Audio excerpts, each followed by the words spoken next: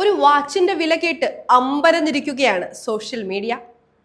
16.64 കോടി രൂപയുടെ വാച്ചെന്ന് കേൾക്കുമ്പോൾ ആരാണേലും ഒന്ന് ഞെട്ടും. ഇത്രയും രൂപയുടെ വാച്ച് ആരെങ്കിലും വാങ്ങുമോ? ഇതൊക്കെ എന്തൊരു തള്ളാണ് എന്നൊക്കെയാണ് നിങ്ങൾ ചിന്തിക്കുന്നതെങ്കിൽ അതൊക്കെ അങ്ങ് മാറ്റി വെച്ചോ. അവിശ്വസനീയം എന്ന് തോന്നിക്കുന്ന പലതും നമുക്ക് ചുറ്റും സംഭവിക്കുന്നുണ്ട്. അത്തരമൊരു സംഭവത്തെക്കുറിച്ചാണ് ഇനി പറയുന്നത്. ഒരു വാച്ച് ലേലത്തിൽ പോയ വിലയെക്കുറിച്ച്. ഒരു വാച്ചിന് എത്ര വില വരുമായിരിക്കും? അമേരിക്കയിൽ കഴിഞ്ഞ ദിവസം ഒരു വാച്ച് ലേലത്തിൽ പോയത് 16.64 കോടി രൂപയ്ക്കാണ്. അതായത് 1.97 മില്യൺ ഡോളറിന്.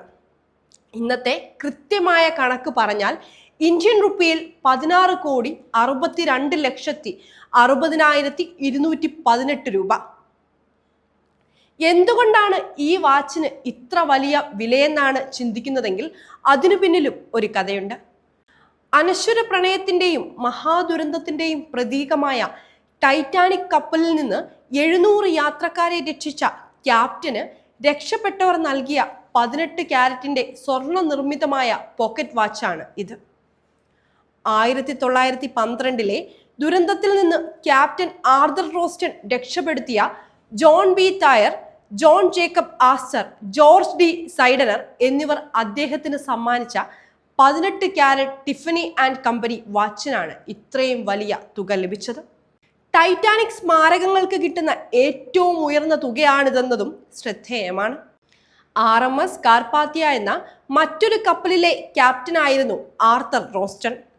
112 വർഷം മുൻപ് കന്നി യാത്രയിൽ മഞ്ഞുമലയിൽ ഇടിച്ച ടൈറ്റാനിക്കിൽ നിന്ന് അവസാന സന്ദേശം ലഭിച്ചയുടൻ റോസ്റ്റൺ തന്റെ കപ്പലായ RMS കാർപാത്തിയ വഴിതിരിച്ചു വിട്ടു.